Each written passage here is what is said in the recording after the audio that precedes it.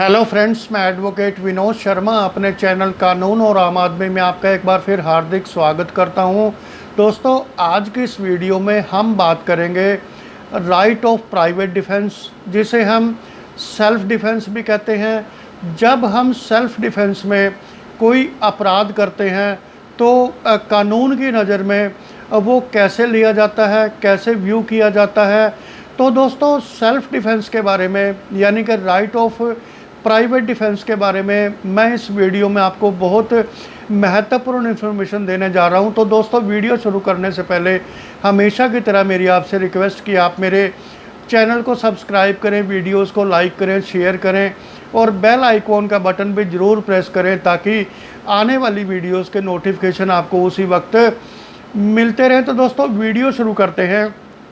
जब कोई व्यक्ति को अपनी ज़िंदगी का ख़तरा हो या अपनी प्रॉपर्टी का ख़तरा हो और वो ख़तरा इतना नज़दीक हो कि वो किसी को अपनी जो है मदद के लिए ना पुकार सके और कुछ भी ना कर सके, तो तब जो है उसका सेल्फ डिफेंस शुरू होता है।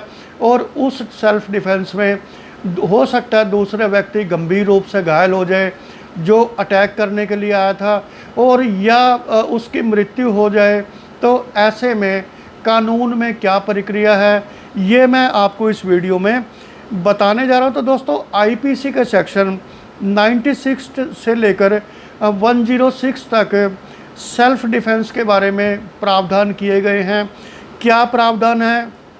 जैसे जो सेक्शन 96 है वो क्या कहती है, that nothing is an offence which is done in the exercise of the right of private defence. यानी कि ये कोई अपराध नहीं होगा, ये कोई ऑफेंस नहीं होगा जो अपने प्राइवेट डिफेंस में किसी व्यक्ति ने किया है, अपने बचाव में किया है, अपनी ज़िंदगी बचाने के लिए किया है, अपने ऊपर हमला होने से बचाने के लिए उसने किया है।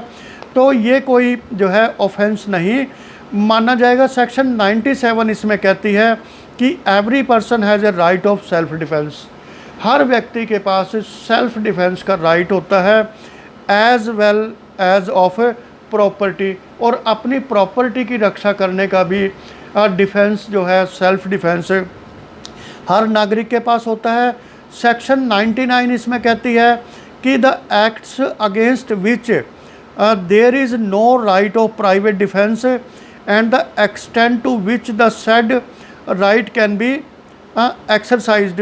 इसमें सेक्शन 90 कहती है कि the acts against which there is no right of private defence, की ऐसे जो अपराध हैं मान लो किसी व्यक्ति ने कर दिए हैं, वो कुछ इसमें लिमिटेशंस लगाई गई हैं, वो सेल्फ डिफेंस के दायरे में नहीं आता वो अपराध। And the extent to which the said right can be exercised, यानी कि इस सेक्शन में कुछ लिमिट्स बताई गई हैं कि किस लिमिट तक आप अपना प्राइवेट डिफेंस इस्तेमाल करते हो, और अगर उससे ऊपर जाता है तो वो प्राइवेट डिफेंस नहीं माना जाएगा।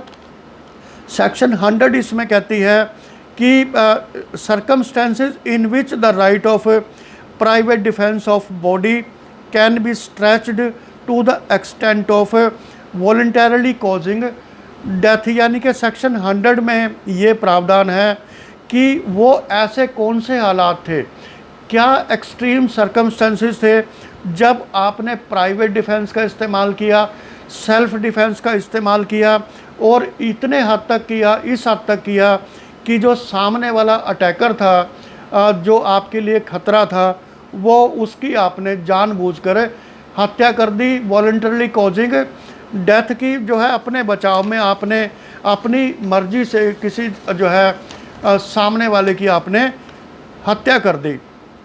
तो इसमें to claim such a right, और ये सेल्फ डिफेंस का जो राइट होता है इसको एक्सरसाइज करने के लिए the accused must be able to demonstrate that the circumstances were such that there existed a reasonable ground to apprehend that he would suffer grievous hurt that would even cause death. और जो व्यक्ति self defence का इस्तेमाल कर रहा है self defence में या प्राइवेट डिफेंस में, सामने वाले पर जो है अपना अपना हमला कर रहा है अपने बचाव में, तो ये उसको ये साबित भी करना होगा कि हालात वाकई में इतने गंभीर थे कि एक जो है ये महसूस करने का एक रीज़नेबल ग्राउंड था कि अगर मैं उसको नहीं मारूंगा या मैं उसको नहीं रोकूंगा तो वो मुझे या तो मार देगा या गंभीर रूप से मुझे घायल कर देगा। तो ये जो है आरोपी को सिद्ध करना होगा।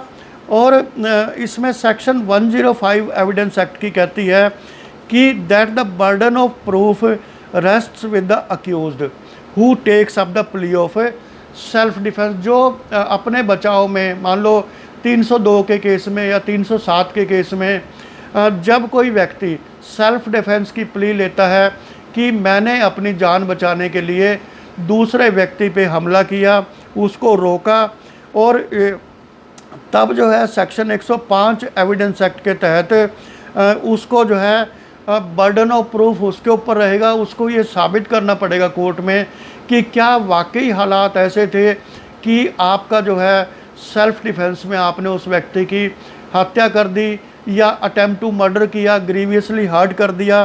तो ये प्रूफ जो है अक्यूज़ को देना होगा। And the court will not be in a position to assume that there is any truth in the plea of self defence. अगर ये प्रूव नहीं करते हैं कि इस हालात इतने गंभीर थे कि खतरा मेरे सामने खड़ा हुआ था और उस स्थिति में मैंने अपना सेल्फ डिफेंस लिया, अगर ये आप प्रूव नहीं करते तो तब कोर्ट सेल्फ डिफेंस की प्ली को नहीं मानेगी। और इसमें the right of private defence is necessarily A defensive right which is available only when the circumstances so justify it. जो सेल्फ डिफेंस का राइट है वो एक डिफेंसिव राइट है, अपने बचाव का राइट है, जिसका इस्तेमाल केवल तभी कर सकते हैं कि अगर परिस्थितियां इसकी डिमांड करें, स्थिति बहुत ही गंभीर हो और जो है इमीडिएट कोई स्टेट मशीनरी की कोई हेल्प ना मिले, तभी आप जो है इसको जस्टिफाई कर सकते हैं इस राइट को। And such a right would be available to the accused when he is or his property is faced with a danger. और ये सेल्फ डिफेंस का राइट आरोपी तभी इस्तेमाल करते हैं जब या तो उनकी जीवन को खतरा हो और या उनकी प्रॉपर्टी को खतरा हो। And there is little scope of the state machinery coming to his aid. और उतना समय ना हो, उतना स्कोप ना हो कि वो अपनी मदद के लिए पुलिस को बुलाए, स्टेट मशीनरी के किसी और मैकेनिज़्म में अपनी हेल्प ले, तो तब जो है ये राइट टू सेल्फ डिफेंस उसमें एग्जिस्टेंस में आता है। और माननीय सुप्रीम कोर्ट ने एक केस की सुनवाई करते हुए कुछ ऐसे पैरामीटर्स रखे हैं कि सेल्फ डिफेंस कब जस्टिफाइड होता है और कोर्ट्स को उसको कैसे एनालाइज करना होगा। तो ये क्रिमिनल अपील नंबर 2606 2012 की थी, x constable versus DG BSF and others. ये अभी हाल ही की जजमेंट है जो 14 जून 2022 को आई है और ये जजमेंट दी है ऑनेबल जस्टिस हीमा कोहली की बेंच ने ये जजमेंट दी है। तो इसमें दोस्तों कुछ ऐसे पैरामीटर्स बताए गए हैं कोर्ट्स के लिए कि कोर्ट्स को कैसे सेल्फ डिफेंस के केसेस हैंडल करने चाहिए, कैसे डिसाइड करने चाहिए। तो माननीय सुप्रीम कोर्ट ने कहा कि courts must keep in mind that the extent of violence used by the accused for defending himself or his property should be proportion to injury apprehended. यानी कि जो व्यक्ति, कोर्ट को यह ध्यान में रखना चाहिए कि जिस व्यक्ति ने सेल्फ डिफेंस में जो वायलेंस किया है, या तो किसी की हत्या कर दी है या ग्रीवियसली हर्ट कर दिया है, तो वो उसी प्रपोर्शन में होनी चाहिए जितनी इंजरी या जितना नुकसान वो सामने वाले से एप्रीहेंड कर रहा था या उसको लगता था कि ये मुझे मार देगा या जो है बहुत भारी चोट पहुंचा देगा। तो ये प्रपोर्शन देखना कोर्ट का काम है कि ये क्या उसी प्रपोर्शन में ये जो है सेल्फ डिफेंस लिया गया है। And courts assessment would be guided by several circumstances. और कोर्ट्स कैसे ही असेसमेंट करेगी कि कई सारे इसमें हालात हैं कि वो कैसे जो है इसका पैमाना तय करेगी। नंबर 1 इसमें है कि position on spot at the relevant point of time, कि जो स्पॉट था जहाँ पर घटना हुई वहाँ की क्या पोजीशन थी उस वक्त जब अपराध हुआ। Number 2 nature of apprehension in the mind of accused के मन में क्या डेंजर चल रहा था, क्या एप्रीहेंशन थी कि मुझे क्या नुकसान होगा। Number 3 kind of situation that the accused was seeking in to ward off, यानी कि ऐसी क्या सिचुएशन आ गई थी कि जो अक्यूज था वो उससे जो है बचने के लिए अपना सेल्फ डिफेंस इस्तेमाल करता है। Confusion created by the situation, उस सिचुएशन के द्वारा जो कन्फ्यूज़न क्रिएट हुआ that had suddenly cropped up resulting in knee jerk reaction of accused, कि ऐसी वो कौन सी सिचुएशन बन गई थी कि अक्यूज को उसी वक्त नी जर्क रिएक्शन देना पड़ा और उसको जो है क्राइम करना पड़ा। इसमें 5वां है nature of the overt acts of the party, और जो सामने वाली पार्टी थी जो हमला करने के लिए आई थी उसके क्या ओवर्ट एक्ट्स थे, किस तरह के वो जो है हमला किस तरह करना चाहती थी अक्यूज़ पर, resulting in is resorting to immediate defensive action, की आरोपी को उसका खतरा एप्रीहेंड करके इस तरह का एक्शन लेना पड़ा सेल्फ डिफेंस का।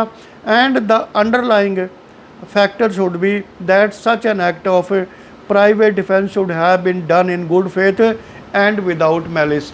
और माननीय सुप्रीम कोर्ट ने कहा कि जो सेल्फ डिफेंस का राइट है वो गुड फेथ में होना चाहिए, यानी कि स्थिति आपके सामने इतनी गंभीर होनी चाहिए कि या तो मैं उसे मार दूं और नहीं तो वो मुझे मार देगा।